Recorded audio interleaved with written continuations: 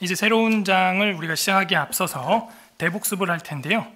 오늘 우리가 해야 될 챕터의 제목을 그냥 생각하지 마시고 자연스럽게 복습을 하다가 오늘 뭘 배워야 적당한가를 생각하는 것이 저는 더 우리가 이 순서를 알아가는데 유익하다고 생각을 합니다. 자, 강대상을 좀 옮길게요.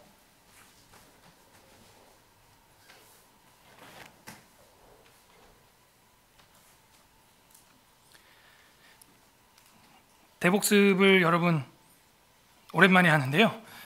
대답을 하시면 제가 안 내려가고 대답을 잘 못하시면 제가 마이크를 들고 내려가서 일일이 여쭤보는 걸로 하도록 하겠습니다. 우리가 신앙생활 하는 데 있어서 처음부터 뭐 예수 천당 그런 걸 배우는 게 아니라 뭘 배우는 게 순서라 그랬어요? 제일 처음에 첫 단계? 네, 성경에 관하여. 성경에 대해서 우리가 제대로 열항을 정말 외워가면서 우리가 암기도 했었죠. 그렇게 공부한 다음에는 드디어 그 성경에서 누굴 발견하게 되죠? 하나님과 성삼위일체. 그러니까 하나님은 삼위일체로 존재하신다는 것을, 그 본질과 존재를 우리가 공부하게 되죠. 근데 그 하나님이 세상을 시작하는데 그냥 즉흥적으로 일을 하는 게 아니라 어떻게 하신다고요? 그죠? 하나님의 영원한 작정, 계획과 작정 속에서 합니다. 우리도 일을 하는데 계획을 세우는 게 먼저 앞서지 않습니까? 그리고 나서야 비로소 하나님이 실현하는 게 뭐라고요? 창조라는 것이죠. 그래서 그 하나님의 창조는 두 항밖에 없는데요. 뭐겠어요? 뭐와 뭘 창조했겠어요? 오늘 오전에도 우리가 설교를 들으면서 계속 생각하는 것은 어떤 세계가 있다? 네, 보이지 않는 세계, 비가시적 세계, 그리고 보이는 세계, 이 둘 다 하나님이 창조했다 하는 거예요. 그래서 천사의 타락과 인간의 타락은 하나님 편에서는 둘 다 보이는 것이죠. 저희 편에서는 안 보이지만요. 그래서 보이는 세계와 보이지 않는 세계를 하나님이 창조하셨다는 겁니다. 창조한 거를 그대로 놔뒀나요? 어떻게 했죠? 네, 섭리하십니다. 갖고 가십니다. 간섭하십니다. 치밀하게 역사하십니다. 그냥 건전지 껴놓고 집어 던진 게 아니라 그랬어요. 지금도 2020년 5월 3일 현재도 저와 여러분 삶의 하나님은 멀리서 구경하고 계시는 구경꾼이 아닙니다. 간섭하시고 역사하시고 회복하고 우리를 목격하시는 분이시다. 섭리에 대해서 배우게 되죠. 그런데 인간은 그 섭리 속에 있음에도 불구하고 어떤 소욕을 가지고 있습니까? 인간의 죄와 타락과 형벌에 대해서 우리가 6장에서 배우게 되었죠. 그래서 우리 인간은 전적 부패한, 선과 악이 있으면 늘 악을 선택하는, 편한 걸 선택하는, 그게 인간이에요. 아이들을 교육할 때도 그것이 현저하게 드러나는 것을 우리는 경험할 수가 있습니다. 선을 선택하지 못해요. 우리는 악을, 육신의 소욕을 선택하기를 즐거워합니다.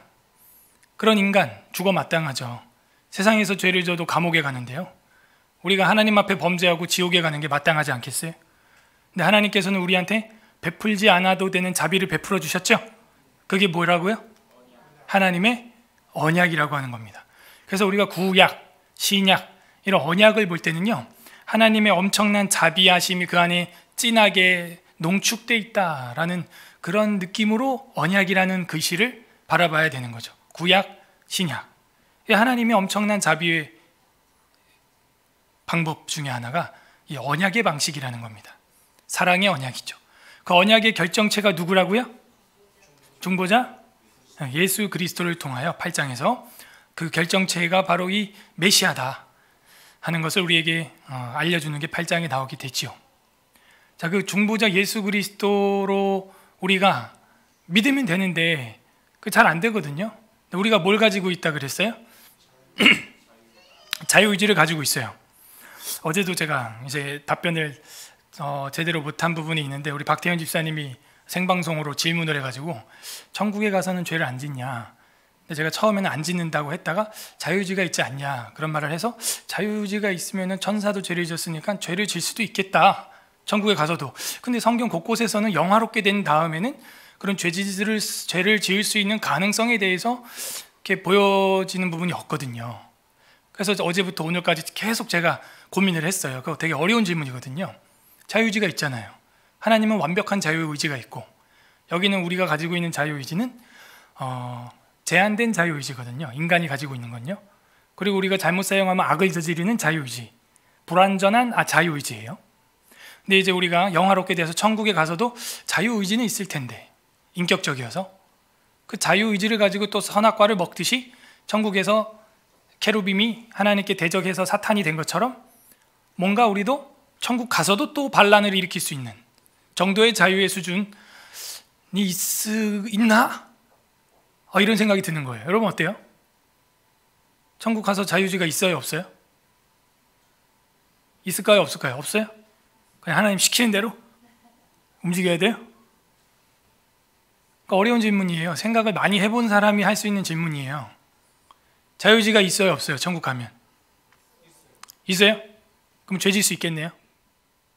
하나님을 대항하고 또 데모크라시 할 수 있겠네요? 하나님한테 스트라이크 날리고 탄핵하고 안 돼요? 여보세요? 네. 갑자기 대답이 없어서 아무도 없는 줄 알았습니다. 아까 전에 다 휴거된 줄 알았어요. 교회 아무도 없는 거예요. 나와보니까 다 어디 갔지? 성도들이 아무도 없는 거예요. 애기도 없고 아무도 없는 거예요. 오늘 오셨나? 나만 못 갔나? 막 그런 생각이 들고 순간 두려웠는데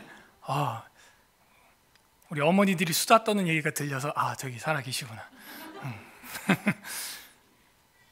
자유의지가 있다며요. 자유의지가 있다며요. 죄를 짓겠네요. 그러면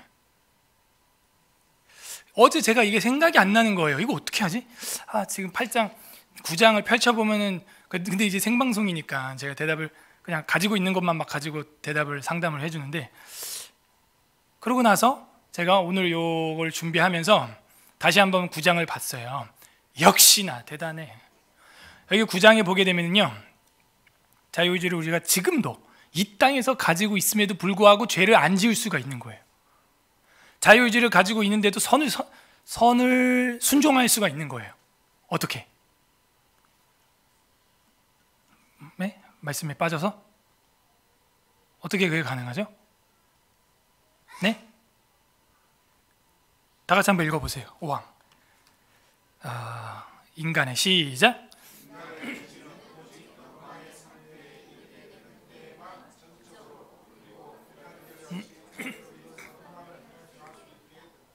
자, 다시 묻습니다. 천국에서는 우리가 악을 행할 수 있나요? 없어요? 왜요? 자유의지를 가지고 있는데 왜요? 그죠? 영광과 은혜에 가득 차 있는 상태의 인간은 선을 행한다는 거예요. 그 천국은, 그죠? 하나님의 영광과 은혜가 충만한 영화로운 부활체를 우리가 입고 있는 상태에서의 자유의지잖아요. 은혜에 완전히 잠겨 있잖아요. 우리가 영화롭게 잠겨 있잖아요. 근데 이거는 지금 그 얘기도 아니고요, 이 땅에서 성화 과정 가운데서도 하나님의 영광과 은혜를 의지하면은, 충만해지면은 이 땅에서도 자유로이 선을 행할 수도 있다는 거예요. 이 땅에서도요. 이건 지금 천국에서의 이야기가 아니에요. 내가 이 땅에 살면서 죄를 짓지 아니하고 선만 행할 수 있는 이론은 이렇게 완성돼 있어요. 선만 행할 수 있는 이론은 뭐냐? 하나님의 오직 영광의 솔라 뭐예요? 영광? 솔리 데오 글로리아. 하나님의 그 영광을 위하여, 영광에만 가득 내가 잠겨서 살아간다면 무엇을 하든지 먹든지 마시든지 하나님의 영광을 위하여 한다는 것이죠. 그러면 천국에서 자유의지를 가지고서도 죄를 안 지을 수 있다 없다? 있다는 거죠. 그게 교리적으로 답변이 되는 질문이었던 거예요. 근데 어제는 좀 어렵더라고요. 그래서 다시 공부를 해보니까 답이 딱 부러져요. 교리가 이렇게 대단한 거예요. 여러분, 이렇게 어려운 질문에 답을 딱 해줄 수가 있다니까요. 그리고 이제 쑥쑥 들어가면 그 관련 성경 구절들이 여기 이제 나오는 거예요. 보면은. 자, 이제 복습이니까 우리가. 자, 그렇게 해서 자유의지를 우리가 가지고 있습니다. 그런 자유의지를 가지고 있는 상태에서 하나님이 어떻게 했어요? 부르셨어요. 유효한 부르심. 불러주니까는 어떻게 돼요? 그죠? 구원에 이르는 믿음, 신앙 이퀄 믿음을 가지게 되죠. 자, 믿음을 생겼어요. 믿음이 일어났어요. 그러면 이 사람은 어떻게 해요? 생명에 이르는 회개를 하게 되죠. 눈물을 쏟는 거예요. 믿어지니까. 눈물을 쏟게 되죠. 그럼 하나님이 이 사람을 뭐라고 해요? 맨 앞자리 잘하시는데요. 감사합니다. 칭의. 이신 칭의. 의롭다 칭해주는 거. 이거는 질적으로 이루어진 거예요? 신분이 이루어진 거예요? 그걸 무슨 칭의라 그래요? 법정적 칭의라 그러죠. 그럼 이 사람은 이제 어떻게 되는 거예요? 이방인이지만 어떻게 돼요? 입양자가 되는 거죠. 입양되는 거예요. 그래서 그 상속자가 돼요. 심지어 그걸 다 받아요. 아버지 걸. 상속자가 돼가지고. 저희 친할아버지가 원래 입양자입니다. 남궁 규자 쓰셨는데 그분이 왜 입양자가 됐냐면 저희 집안이 장손인데 손이 없는 거예요. 아들이. 재산이 어마어마합니다. 15대째 진사댁이었고 강원도에서 세금 제일 많이 내고 집만 한 300평 막 이랬으니까 강원도 홍천에서. 근데 손이 없는 거예요. 그래서 딴 데서 오신 게 저희 할아버지인데 양자죠. 양자. 옛날엔 양자 많이 하셨죠. 주고받고 큰아버지네랑 작은아버지네랑. 그렇게 해서 그 어마어마한 재산 사방 십리 땅을 다 받았어요. 헐. 그 땅이 지금도 남아있어요. 몇만 평이. 그러니까 부자가 망해도 3대는 먹고 산다고. 그래서 우리를 하나님이 상속자로 삼아주신 거예요. 그러면 이제 이 사람은 어떤 삶을 살아요? 감지덕지 성화의 삶을 사는 겁니다. 아니 죄를 탕감해 주시고 나를 죄수에서 양자로 삼아 주셨는데 또 그 죄를 져요? 양심이 있다면? 그러면 안 되죠. 3단계, 2단계, 1단계 성화의 단계를 밟아 나가죠. 그 성화의 단계의 sanctification, 산 마르코스 대성당 이런 식으로 성 어거스틴 하는 것처럼 성 문태부가 된 거예요. 네. 성 박세준, 성 어거스틴. 그 세인트라는 말이 성도라는 말이거든요. 무시무시한 말이죠. 성 문성신, 성 남궁현우 이렇게 된 거예요. 그게 성화예요. 성화. 성도화로 되는 거예요. 그 첫 번째로 드러나야 되는 게 뭐예요? 선행이죠. 그래서 선행은 하늘 은행에 저장된다 해서 제가 이렇게 마크를 이렇게 했어요. 아이콘을. 선행이 드러나야 되는 거예요. 그래야 하나님께 영광을 돌리는 것 자연스럽게 따라 나와야 되는 것입니다. 그러면 그 사람의 구원은 어떻게 되는 거예요? 선행하는 사람은 구원을 어떻게 할 수 있어요? 견인할 수가 있는 거죠. 네, 성도의 견인. 견인, 참고 인내한다 하는 게 견인이에요. 끌고 간다는 얘기가 아닙니다. 참고 인내한다. 성도의 견인. 구원을 마침내 구원의 깃발을 세울 수 있게 되는 것입니다. 그죠? 그러면 마음속에 이제 뭐가 생겨요? 확신. 구원의 확신이 생기는 거죠. 근데 구원 받은 사람도 구원의 확신이 잠시 사라질 수 있다 없다? 있다 그랬죠. 그래서 그 구원의 확신을 가지고 있는 사람이 이제는 뭘 따라서 살아가요? 네, 하나님의 율법. 그러니까 율법을 지켜서 구원받은 게 아니라는 순서가 여기 교리에도 나오잖아요. 지금 구원받은 자에게 이런 율법이 주어지는데 율법의 종류가 뭐예요? 도덕법, 제사법, 사법법, 보건법 그런 거죠. 제사법, 의식법. 그래서 우리에게 이 율법은 지금도 유효하고 모형으로 하던 것은 실제가 와서 배해졌지만 실제로 그 당시에 했던 것은 지금도 실제로 해야 한다. 그런 걸 이미 우리 프로테스탄트 신앙에 다 있어요. 그렇다고 해서 이 율법을 배워가지고 아주 딱딱하고 교만하고 오만하고 그런 딱딱한 자세가 아니라 뭐예요? 그리스도 안에서 어떻게 해요? 사냥꾼의 올무의 새가 벗어나는 것처럼 자유, 그죠? 양심의 자유, 그리스도인의 자유. 자유한단 말이에요. 그 율법에 얽매여 있는 게 아니고 자유한단 말이에요. 그게 성도입니다. 자유하면서도 지킬 건 지켜요. 가장 기본적인 거 뭐예요? 예배와 안식일. 오늘날에는 이제 주일이죠. 예배와 안식일. 그래서 이게 되게 중요한데요. 오늘 이제 하는 것도 요거 1항을 알아야 이제 연결이 되니까 미리 좀 이 21장 1항에 보게 되면요. 예배의 바른 방식에서 예배를 드릴 때는 어떻게 해야 되느냐면은 하나님의 예배는 합당한 방법은 그 자신이 친히 정해 주셨으므로 성경에 있다는 얘기죠. 계시된 뜻 안에 한정되어 있습니다. 그러니까 성경에 없는 방식을 이 예배당에서 하는 건요, 목숨 걸고 하는 짓이에요. 나답과 아비후가 다른 불 픽픽 피는 것처럼 죽을 각오하고 딴 거 하면 돼요. 그래서 제가 엉뚱한 거 안 하는 거예요, 강단 위에서는. 그래서 하나님이 계시된 뜻에 한정되어 있어요. 한마디로 성경에 없는 거 자꾸 고안해내서 하면 안 된다는 거예요. 그러므로 사람들의 상상이나 고안, 그리고 사탄의 지시를 따라서 어떤 눈에 보이는 가견적인 구상을 사용하거나 성경에 규정되어 있지 않는 다른 방법을 따라서 하나님을 예배할 수가 없다. 그렇게 했다가 죽은 사람들이 성경 곳곳에 나타납니다. 그래서 예배에 정말 해야 될 것만 일단 하는 게 중요해요. 여기서 뭐 다른 것도 하다가 괜히 하나님 앞에서 혼날 짓을 하면 안 되니까요. 그죠?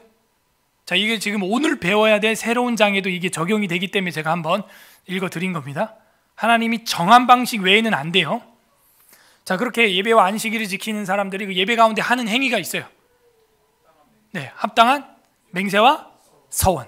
자, 맹세는 누구한테 하는 거예요? 그죠? 하나님 앞에서 사람과 사람이, 그죠? 사람과 사람이 하나님 앞에서. 서원은 사람이 하나님께 직접 그렇게 하는 겁니다.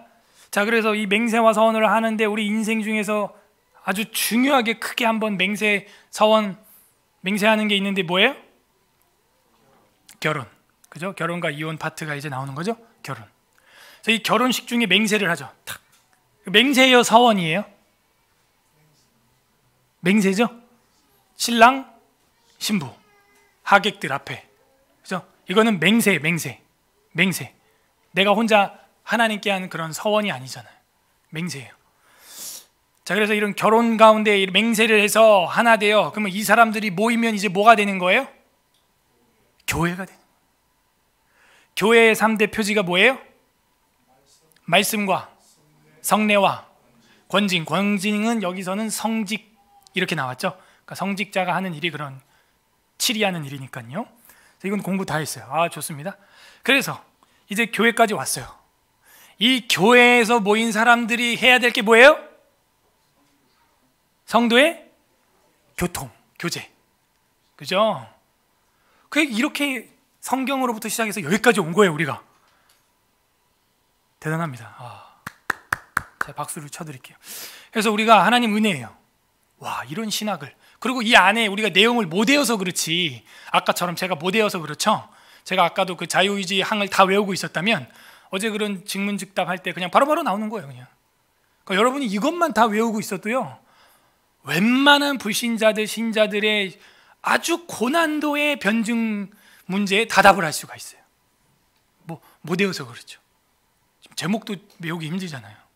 그 안에 항까지 다 알고 있으면요, 다 사전적으로 답변을 해줄 수가 있는 거예요. 어마무시한 겁니다, 이게. 그래서 삼위일체 하나님도 교제하십니다. 우리 당연히 교제해야 됩니다. 교회가 에클레시아입니다. 엑소더스, 나와서 모인 겁니다. 에클레시아, 나와서 모인 회입니다. 그래서 교제하지 않으면 교회가 아닙니다. 여러분은 한 주간 어떻게 교제하셨습니까? 돌팔이 성도로 살았습니까? 아니면 전문 성도로 교제하며 살았습니까? 교회는 교제한다. 교회는 교제한다 하는 거예요.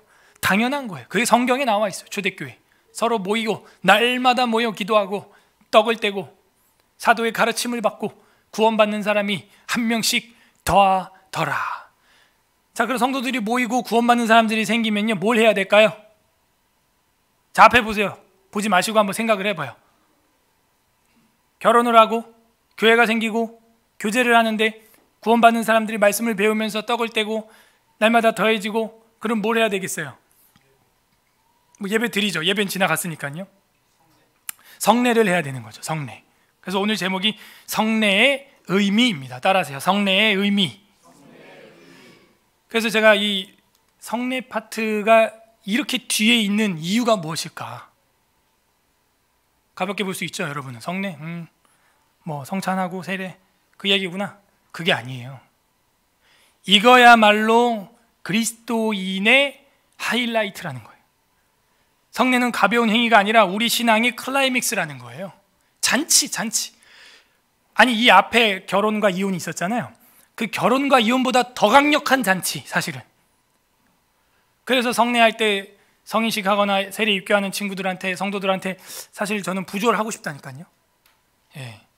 그리고 뒤에서 이제 이 성경책 가지고 입장 이렇게 하는 이유가 그렇게 하는 거예요. 결혼식처럼. 누구와 결혼하는 거예요? 예, 우리 주 예수 그리스도와 연합. 이 앞에 성도의 교통에서도 왜 교통해야 된다는 거예요? 머리 대신 그리스도와 연합된 게 교회이기 때문에 너희 성도들은 지체 아니냐. 당연히 그 머리 된 그리스도와 다 연결돼 있다. 연합, 커뮤니온. 그래서 이 성례를 하는 이유가 뭐냐면 나 연합됐다라고 선포하는 거예요. 난 그분과 결혼했다. 이 선포예요. 어마어마한 선포예요. 지금까지 공부했던 하나님과 교회의 연합을 가시적으로 고백하는 행위예요. 그게 이 성례입니다. 이는 우리의 신앙의 연약함을 강하게 해주고 지탱해주는 힘이 돼요. 그리고 하나님이 이와 그와 함께한다는 사인, 인치심이 됩니다. 그죠? 여러분이 그리스도인이고 그리스도와 하나 됐다 하는 걸 뭘로 보여줄 거예요? 뭘로 보여줄 거예요? 이 성례 의식을 통하여 대대적으로 알리고 시작을 하는 거예요. 아, 목사님 또 왜 그렇게 또 요란하게 합니까? 제가 한 게 아니고 예수 그리스도께서 명령하셨어요. 성경에 기록되어 있어요. 그래서 하라는 거지, 뭐 우리끼리 무슨 뭐 퍼포먼스 하려고 하는 게 아니에요. 이렇게 하면 반드시 영적인 유익이 있다는 겁니다. 그냥 쯔빙글리가 말했던 그냥 기념설 정도가 아니라니까요. 아니면은 뭐 루터나 이런 사람들이 말했던 뭐 영적 뭐 신비설, 뭐 이게 화채설, 그래서 예수님의 살과 피가 실제로 된다, 그런 것도 아니에요. 우리는 뭐예요? 기념을 하는 게 예수 그리스도의 명령에 순종하는 겁니다. 그때 하나님이 뭘 주는 거예요? 은혜를 주시는 거죠. 그게 우리 개혁주의 개신교가 믿는 영적 임재설이라고 하는 성례 해석입니다. 이것도 보면 이제 세크라멘트라고 되어 있잖아요. 세크라멘트. 그래서 우리가 거룩한 예식, 성례, 거룩한 예식입니다.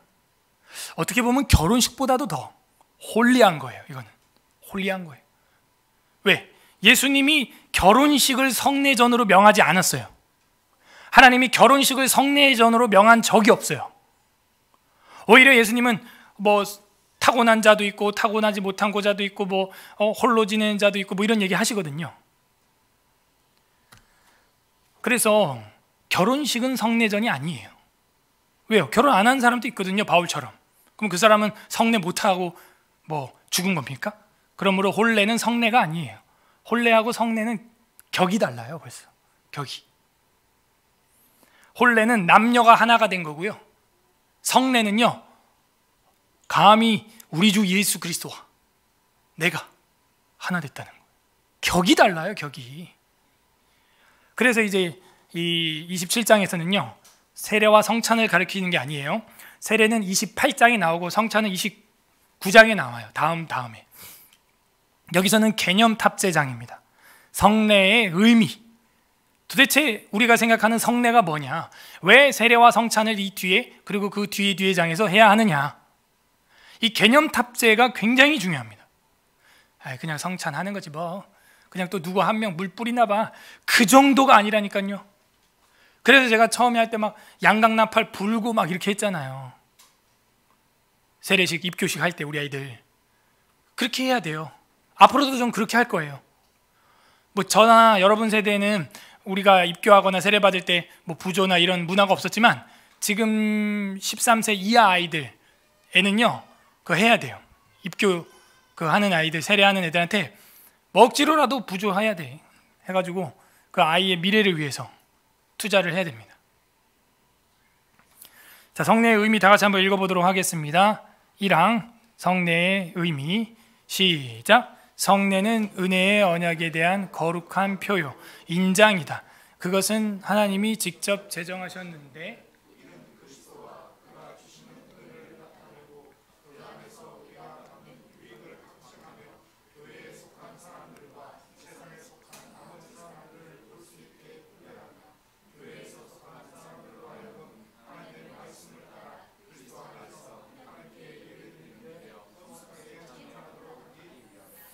그죠? 결혼을 하고 교회가 세워지고 성도의 교통이 일어나고 구원받는 사람이 늘어나고 하다 보니까 어떻게 보면은 가시적 교회의 표가 되는 겁니다. 근데 이게 우리 주님이 명령하신 거라는 거예요. 제자가 되었느냐? 이렇게 하라는 거예요. 그래서 성례는 은혜의 언약에 대한 거룩한 표, 원어에는 holy signs 이렇게 돼 있죠. 거룩한 표예요. 그러니까 이 성례, 세크라멘트, 성례, 거룩한 표. 결국에는 이 성례는 은혜의 언약의 고백이구나. 창세기 17장 7절 다 같이 읽어보겠습니다. 시작. 내가 내 언약을 나와 너 및 내 대대 후손 사이에 세워서 영원한 언약을 삼고 너와 내 후손의 하나님이 되리라. 그래서 구약에도 성례가 뭐냐면 할례하고 제사입니다. 근데 이게 신약에도 똑같아요. 세례하고 성찬입니다. 모양은 바뀌었고 의미는 똑같아요. 영적 의미는 똑같아요. 구약과 신약이 다른 게 아니에요. 똑같아요. 형태만 달라요. 형태만. 그래서 너와 및 네 대대 후손 사이에 세워지는 나와의 언약이다. 이게 뭐예요? 하나님의 은혜의 언약 안에 들어와 있는 백성의 고백이라는 거예요. 그게 바로 이 은혜의 언약입니다. 그거에 대한 표, 그게 성례라고 하는 것이죠. 그래서 이거는 표라는 거 여러분 잊으면 안 돼요. 표가 뭐예요? 표시죠? 그래서 이번 장의 아이콘이 뭐예요? 체크 이렇게 돼 있잖아요. 표. 팔찌를 하는 이유가 뭐예요? 표예요. 이건. 배지를 하는 이유가 뭐예요? 표예요. 그냥 표. 이게 신성시되지 않아요. 이게 표고 이게 뭐에 대한 표인지 그 의미를 해석해낼 때 이제 그게 신성시되는 거죠.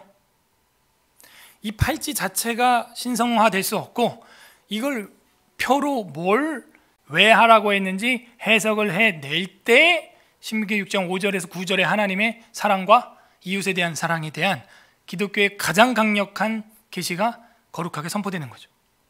그러므로 성례는 표다 하는 거예요. 그 자체가 어떤 신비함을 가지고 있지 않다는 거예요. 근데 로마 가톨릭은 뭐예요? 그 자체가 신비하다는 거죠. 화채설. 그 떡이 예수님 살이 됐다는 거예요. 실제로. 그 포도주가 실제로 예수님의 피가 됐다는 거예요. 질적으로. 표인데 어떻게 그 자체가 표인데요? 자체가 신성시될 수 없죠. 로마서 4장 11절 다 함께 읽겠습니다. 시작. 그가 할례의 표를 받은 것은 무할례시의 믿음으로 된 의를 인친 것이니 이는 무할례자로서 믿는 모든 자의 조상이 되어 그들도 의로 여기심을 얻게 하려 함이라. 그가 할례의 표를 받은 것은 무할례시의 믿음으로 된 의를 뭐한 거래요? 인친 것이니. 표와 인. 오늘의 핵심은 이겁니다. 표와 인. 그러니까 내가 믿은 건요 무할례시에 된 거예요. 예, 믿음으로 구원받았습니다. 그리고 나서 할례의 표를 받았죠. 그리고 나서 세례를 하는 거 아니겠어요? 그거 왜 그렇게 한다고요? 의를 뭐 한 거라고요? 인친 거라는 거예요. 자, 표는 사인스고 이는 seals죠. seal. 사인은 착 표한 거고요. seal, 이는 뭐예요? 콱 찍은 겁니다. 뭐 비슷한 의미를 가지고 있지만 사실 뒤에 게 훨씬 더 강력한 거죠. 그건 위조할 수가 없죠. 도장. 예컨대 대통령이 어떤 이제 제도를 시행령을 대통령령으로 하려고 탁 도장을 찍었어요. 그러면 효력이 발생합니다. 그런 걸 인이라고 하는 거예요. 도장. 그렇군요. 그래서 우리가 받은 것은 표와 도장인데 이게 누구의 표고 누구의 도장이냐 하는 걸 우리는 공부하고 있는 겁니다. 우리의 구원, 우리가 예수 그리스도로 말미암아 구원받았는데 우리에게 도장과 표를 주신 분이 누구냐 이거예요. 대통령 정도가 아니에요. 이 우주 만물의 창조주께서 그렇게 해주셨다는 거예요. 그러면 그 효력이 이제 어떻게 해요? 우리 안에서 울컥울컥 나타나는 것이죠. 그래서 이 성례는 은혜의 언약에 대한 거룩한 표입니다. 그래서 세례는 한 번 받죠. 한 번, 딱 한 번. 감격적인 순간입니다. 생일이 아니라 이거는 영생일이에요. 표요 인장이다. 그 인장, 도장, 방금 제가 설명 다 해드렸죠. 인장, 도장 여기서 아까 봤으니까 넘어가고요. 그것은 하나님이 직접 제정하셨습니다. 이게 문제예요. 아예 뭐 목사가 고안해낸 거라면은 안 해도 될 텐데 주께서 명령하신 거라는 겁니다. 안 할 수가 없어요. 하나님께서 직접 제정을 하셨어요. 마태복음 28장 19절 다 함께 합독합니다. 시작. 그러므로 너희는 가서 모든 민족을 제자로 삼아 베풀고. 아멘. 이거 누가 하시는 말씀이에요 지금? 우리 주 예수 그리스도께서 직접 하신 말씀이에요. 세례를 베풀어라. 예수님이 뭐 이렇게 말씀하셨는데 누가 여기서 뭐 하라 마라 할 필요가 없는 거예요. 그리고 아까 21장 예배와 안식일 공부할 때 제가 뭘 보여드렸어요? 예배와 안식일 공부할 때 예배 부분에서 제가 1항을 뭘 보여드렸죠? 성경에 제정되어 있는 하나님이 수납하는 방식 아니면 예배가 드려지지 않는다 그랬죠. 반대는 뭐예요? 하나님이 명령한 방식으로 예배해야 한다 이거죠. 성례도 마찬가지예요. 하나님이 명령하셨으면 그대로 해야 됩니다. 그리고 반대로 뭐예요? 명령이 없는 것은 하면 안 돼요. 그런데 문제는 여기서 시작됩니다. 로만 가톨릭은 이 명령이 없는 거를 고안해낸 거예요. 그게 이른바 칠성사라고 합니다. 성경에는 이렇게 세례 있죠? 그 다음에 뭐가 있어요? 좀 이따 보겠지만 성찬, 떡을 떼라, 잔을 기념하라, 주가 오실 때까지 그리하라. 고린도전서에 명백하게 나와 있죠. 이 두 개는. 그럼 이거는 해도 돼요? 안 해도 돼요? 아니, 해야 돼요? 안 해도 돼요? 무조건 해야 되는 거죠. 근데 그건 두 개잖아요. 이성사죠, 우리로 하면. 근데 이 로만 가톨릭 천주교는 뭐예요? 칠성사예요. 칠성사 7개예요. 5개가 더 있어요. 견진사라 그래가지고 하나 더 있고요. 고해성사가 있죠. 결혼도 성례로 넣었어요. 그럼 바울은 뭐가 되는데? 그죠? 결혼도 성례이고 예수님 뭐가 돼요 그러면? 예수님, 이 우리 교주가 예수님이신데 그 교주께서 안 하셨단 말이에요. 성례를. 이거 세례하고 드시는 건 하셨죠. 예수님도 세례하고 드시는 건 하셨어요. 우리 총회장님께서, 교단주께서 하셨는데 왜 거기다 결혼식을 넣냐 이거예요. 로마 가톨릭은 칠성사에 결혼이 들어가 있어요. 결혼 안 하면 구원 못 받아. 그러면 성례 안 한 거야. 어떻게 보면 그 견진, 그리고 고해 성사, 그 다음에 결혼, 그 다음에 종부가 뭐냐면 이제 죽을 때 그 죽는 그 순간에도 이마에다가 기름을 갖다가 뿌리든가 들이붓든가 이렇게 찍든가 그걸 해야 돼요. 죽는 그 순간까지도 그걸 해야 돼. 그거 안 하면 안 된다는 거예요. 그 다음에 서품을 받아야 됩니다. 그래서 칠성사를 지켜요. 그리고 이제 의도도 달라요. 우리는 구원 받았기 때문에 고백을 하는 거잖아요. 근데 그 사람들은 그걸 해야 구원 받는다는 거예요. 우리는 믿음으로 구원을 받았죠. 믿음으로 구원을 받았고 믿음으로 의로워진 거죠. 근데 그 사람들은 믿으면 그렇게 한다는 거예요. 그러니까 그 믿음으로 정말 구원을 받았으면 그걸 한다는 거예요. 그 7개를, 칠성사를. 이게 아주 종이 한 장 차이지만 치명적인 이야기입니다. 여러분 칠성사 못 지키면 구원 못 받아요. 근데 더 문제는 뭐냐? 우리 개혁주의 프로테스탄트 신학자들이 그 나머지 5성사에 대해서 성경 텍스트에서 아무리 근거를 찾으려고 해도 찾을 수가 없어요. 지금까지도. 그거랑 유사한 장면이 몇 개 있는데 그걸 갖다가 아전인수격으로 갖다 붙인 건 있어요. 성도가 서로 죄를 고하라 한 거, 그죠? 그거하고 뭐 결혼 혼례를 거룩하게 여기라 한 거, 그죠? 그리고 거기서 이제 성령 이제 뭐라 그럴까요? 안수할 때 성령이 임한 거 있잖아요.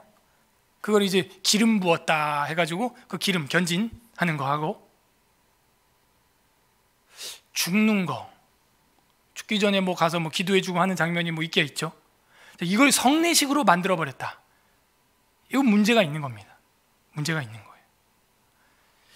그래서 세례와 성찬은 우리 주 예수 그리스도께서 직접 명령하셨고 그 뒤에 성도들과 사도들도 행해왔던 건데 나머지들은 그걸 성례화 시켜 놓은 문맥의 흐름에 맞는 성경 구절은 없다 하는 것이죠. 자, 이해가 됐는 줄 알고 이건 하나님이 직접 명하셨다는 것이죠. 나오네요. 고린도전서 11장 23절. 이건 성찬에 대한 부분이네요. 합독합니다. 시작. 내가 너희에게 전한 것은 주께 받은 것이니 곧 주 예수께서 잡히시던 밤에 떡을 가지사. 이거 봐요. 주께 받은 것이다. 이건 주님이 명령하신 것이다. 그러므로 로마 카톨릭의 그 칠성사는 구원을 받기 위한 칠성사, 기독교의 이 성례는 구원받은 자의 신앙을 위한, 성화를 위한 신앙 고백. 그래서 존 칼빈은 뭐라 그랬냐면, 우리가 성례전을 잘 지키면, 이 성례식을 예수님이 명하신 건데, 이렇게 주께서 명한 것인데, 이걸 잘 지키면 연약했던 믿음도 지탱이 된다. 왜? 주님이 명하신 거니까. 연약했던 믿음도 지탱을 시켜주는 그런 영적인 능력이 있는 게 바로 이 성례다 하는 거예요. 성례. 자, 여러분, 성례식 빠지면 안 돼요. 저도 그런 기억이 있어요. 소위 엉망으로 살다가 교회를 그냥 와 봤더니 성례식을 하고 있는 거예요. 성찬식을 또 하는 거예요. 근데 그때 조그만한 이 손가락만한 컵에 담겨있는 포도즙이 제 손에 딱 들리는데 제 삶이 진단이 되더라고요. 그냥. 그런 경험 없어요, 여러분은? 네, 없는 걸로. 자, 전 그래요. 아무튼 그래서 진단이 돼요, 그냥. 그 잔을 바라보고 있는데 그 붉은 잔이 그냥 내 모든 영혼의 부정함을 다 읽는 것 같아요, 그냥. 그리고 그냥 펑펑 울었어요. 그리고 마시고 또 하나님 앞에 기도하고 회개하고 성화. 엄청난 능력을 가져다 주는 거예요, 이게. 참. 그리고 주님의 살을 또 기념하고. 감히 내가. 그게 이 성례의 역사예요. 그리고 다른 믿음의 우리 아들, 딸들이 세례 받는 거 보면서 나도 어렸을 때 세례 받았던 그 기억을 하면서 주님과의 그 첫사랑, 에베소 교회를 향하여 책망하셨던 우리 주님의 그 음성이 막 들리는 것 같아요. 그게 성례의 능력이고 파워입니다. 거룩한 예식이요, 거룩한 예식. 이거는 주님이 명령한 거기 때문에 우리가 안 할 수 없습니다. 그리고 더 할 수도 없어요. 주님이 제정하셨는데 이는 그리스도와 그가 주시는 은혜에 나타난다 하는 거예요. 그리스도께서. 고린도전서 10장 16절 합독합니다. 시작. 우리가 축복하는 바 축복의 자는 그리스도의 피에 참여함이 아니며 우리가 떼는 떡은 그리스도의 몸에 참여함이 아니냐. 자, 두 개밖에 없죠. 여기다 그리고 우리가 고백하는 것은 고해 성사에 참여함이 아니고 그 다음에 우리가 이마에 기름을 찍는 것은 견진사를 없어요, 그런 거. 예. 초대교회에서 그런 거 한 적이 없어요. 우리가 서품을 받은 것은 없어요.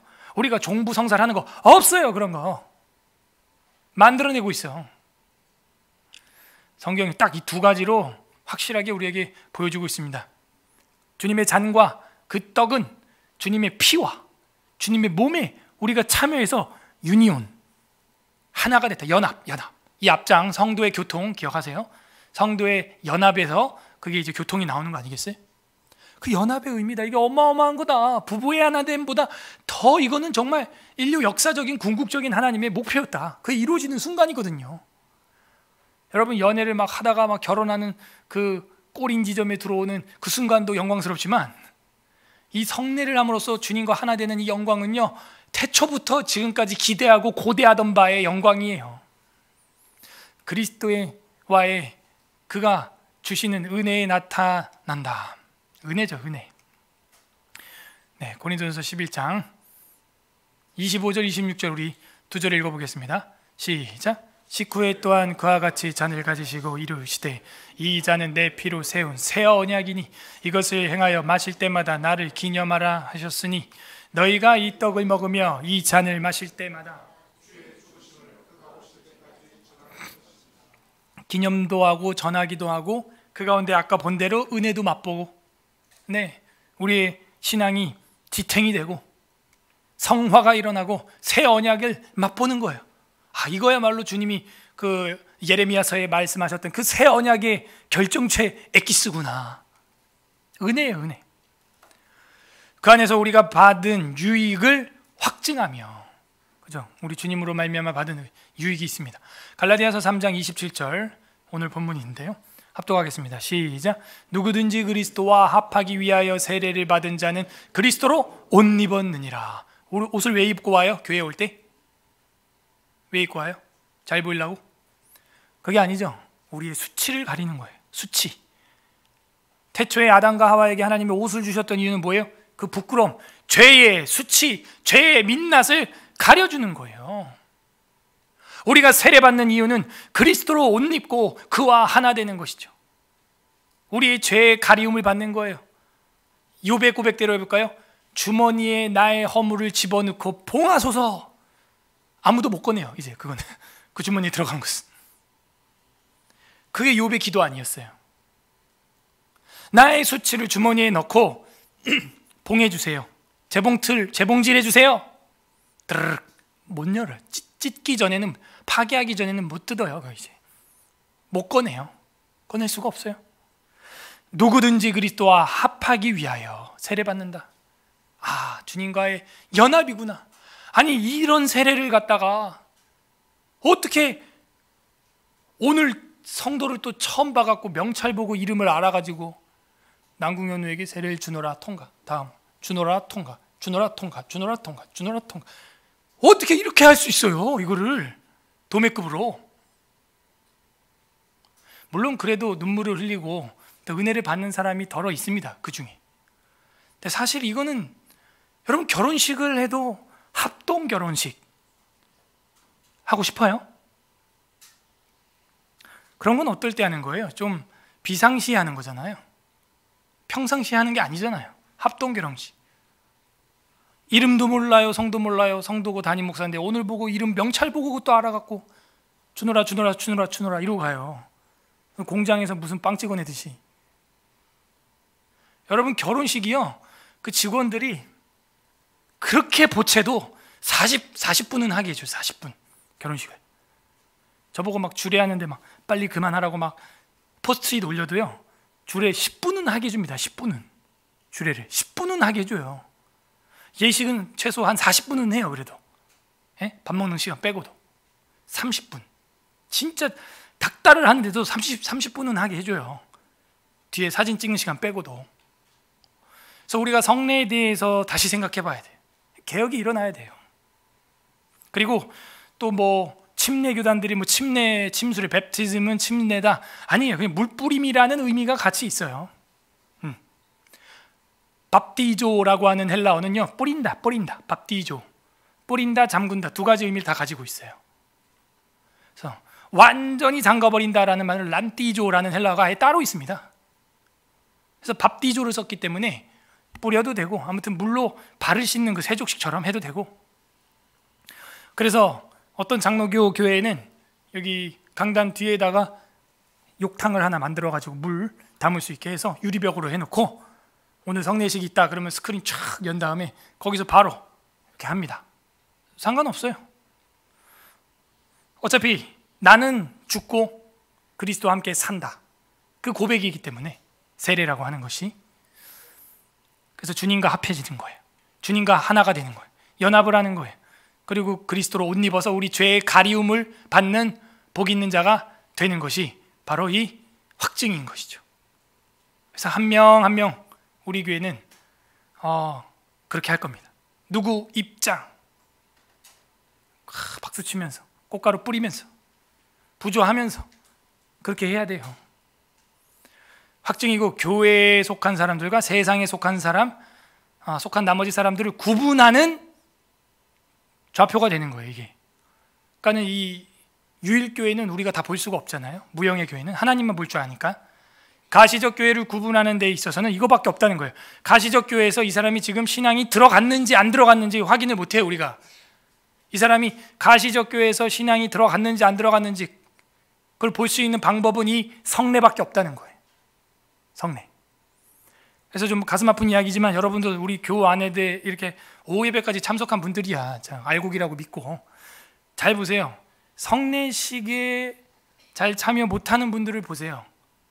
그들에게 정말 참 믿음이 있을까? 걱정을 해야 돼요, 여러분. 걱정을.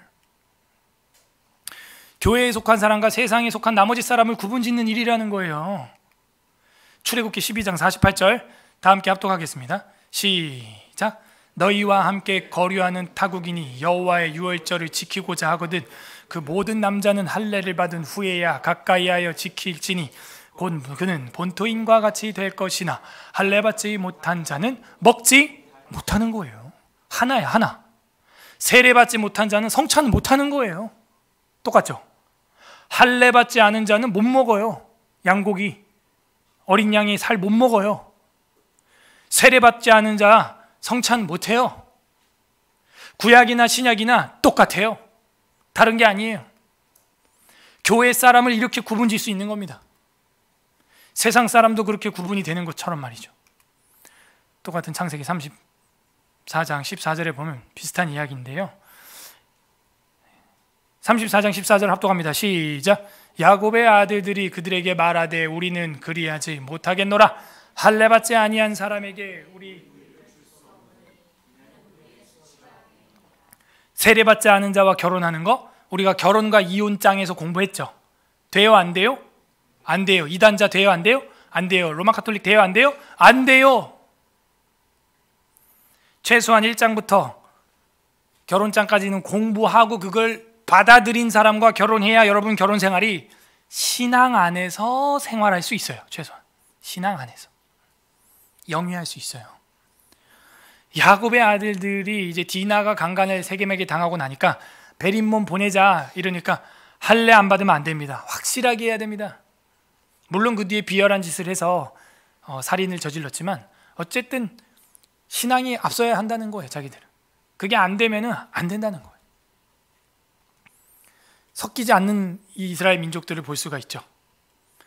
세상에 속한 나머지 사람들을 볼 수 있게 구별하며 가시적인 거죠. 가시적 교회에서 우리가 성도와 비성도를 구분하는 방법은 성례밖에 없다는 말이 그래서 성립이 되는 것입니다. 볼 수 있게 구별하고 교회에서 속한 사람들로 하여금 하나님의 말씀을 따라 그리스도 안에서 하나님께 뭐하기 위해서? 예배와 안식일. 결국에는 교회는 뭐예요? 예배하기 위한 곳이죠. 예배 드리는 일에 엄숙하게 참여하도록 하기 위함이다. 그렇게 구분지어서 어떻게 하기 위한 거예요? 예배에 대충대충 왔다 갔다 그냥 날라리 나이롱 그게 아니라 썬데이 그게 아니라 엄숙하게 예배자로 이제 확증하는 행위. 부부가 됐으면 한 집에 살아야죠. 성례를 했으면요 주님이 집에 나와서 예배 드려야죠. 엄숙하게 해야죠. 엄숙하게 예배에 참여해야죠. 예배 실패하고 인생 잘된 사람이 없어요. 아벨과 가인, 나답과 아비후, 홈리와 비느하스. 엄숙하게 해야 됩니다. 고린도전서 10장 16절 합독합니다. 시작. 우리가 축복하는 바 축복의 자는 그리스도의 피에 참여함이 아니며 우리가 떼는 떡은 그리스도의 몸에 참여함이 아니냐. 아까 읽었던 건데요. 그래서 엄숙하란 말이에요. 지금 예수님의 몸을 대하고 있어요. 제가 아이들 바이블 스쿨 할 때도 그랬어요. 교회 파트를 공부를 했는데요. 하나님을 아버지라 부르니? 네. 그러면 교회는 누구처럼 대해야 될까? 어머니요. 근데 너네는 왜 교회에서 낙서해? 너네 엄마 얼굴에 내가 오늘 사인펜으로 다 낙서를 좀 해야겠다. 엄마들 다 오라 그래. 안 돼요. 근데 왜 낙서해? 책상에다. 왜 낙서해? 교회에다가. 너 엄마 얼굴에 좀 내 낙서 좀 해야겠다 오늘. 모셔와. 그래도 또 낙서하고 있어. 그래서 제가 또 낙서하네? 이러면 바로 탁 뗍니다. 그래도 이젠 뭔지 알거든요. 하나님을 아버지라 부르면서 교회를 어머니처럼 대하지 않는 행위는 언밸런스예요. 이건 맞지가 않아요. 주님의 몸을 대하고 주님의 살을 대하고 있어요. 그죠? 엄숙하게 예배. 그래서 우리가 헌법 강의도 제가 좀 하고 싶은데 우리 교단에 보면요 주일을 어떻게 지내야 되느냐 하는 항목이 나와요. 아침 일찍 모여서 저녁 늦게까지 교회에 머무르며 성경 강론과 교리와 전도와 구제와 환우들을 찾아보고 그걸 온종일 그렇게 찬미하며 시편을 부르고 그렇게 온종일 교회에서 보내야 할지니 행동이나 언행이나 의복도 삼가 조심해야 할 것이다. 이렇게 나와요. 헌법에는. 그래서 아마 이런 거에서 다 파생이 된 걸 겁니다. 고린도전서 10장 21절 오늘 마지막 성경이네요. 합독하도록 하겠습니다. 시작. 너희가 주의 잔과 귀신의 잔을 겸하여 마시지 못하고 주의 식탁과 귀신의 식탁에 겸하여 참여하지 못하리라. 그죠? 우리가 엄숙하게 하나님의 거룩한 그 성도로 살아가면서 세상의 귀신의 식탁과 함께 겸하여서 혼합으로 이 살아간다는 것은요, 바벨론 신앙이에요. confusion by mixing, 섞인 거죠. 오늘날도 그런 바벨탑, 바벨론, 니무롯의 추종자들이 많은 거예요. 이른바 세속화라고 하는 거죠. 세속화. 세상과 하나님의 것을 섞는 거예요. 이거는 엄숙하지 못한 자세입니다. 우리 예배 중에 특히 이 엄숙함이 드러나야 하는 이유가 이거예요. 예수 그리스도의 피와 살을 지금 우리가 대하고 있는 거예요. 여기서 우리가 살아있는 양 한 마리를 죽여도 엄숙해질 겁니다. 그래서 우리는 그리스도께 헌금을 드리고 찬미를 드리고 엎드려 경배하고 예배하는 거예요. 새해 첫날 부모님에게 하는 거, 그거 감사한 일이죠. 그보다 더 큰 감사가 새해 첫날 하는 세배가 아니라 매주 첫날 하는 예배예요. 그래서 이 거룩한 예식은요, 정말 우리의 신앙의 표로 나타나는 겁니다. 표로, 이렇게 표로 탁 체크가 돼요. 그냥 바로 체크가 돼요. 그래서 우리 자녀들이 정말 거듭났는지 구원받았는지 우리는 이 성례를 통해서 체크해 볼 수가 있어요. 그들의 신앙 고백을 통해서. 그리고 성찬과 성례식을 대하는 그 자세와 그 모습을 보면서 또 자신 스스로도 그걸 알 수가 있습니다. 여러분, 스스로 점검이 돼요. 성례를 자기가 대할 때 내 마음이 어떤가 스스로 돌아보세요.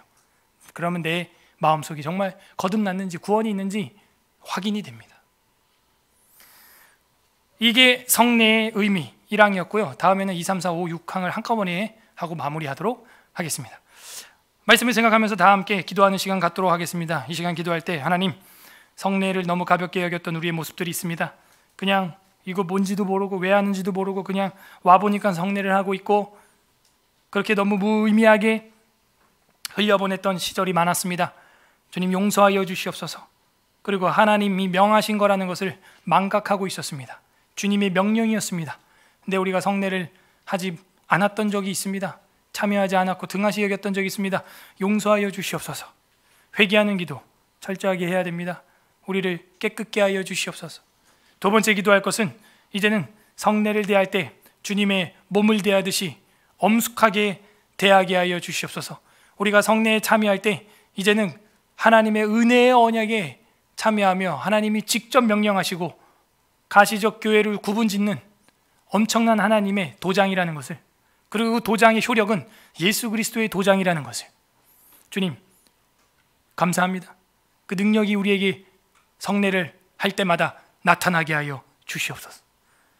감사하는 기도, 그리고 우리 아이들 또 우리 믿지 않는 가족들, 아직 성례 전에 참여하지 못한 세례와 성찬을 하지 못하는 우리 사랑하는 가족들, 그들이 속히 이 은혜의 언약 안에 들어올 수 있도록 우리 사랑하는 가족을 위하여 간구하는 기도도 함께 올려드리겠습니다. 다 함께 기도하겠습니다. 하나님 감사드립니다. 우리에게 성례를 주셔서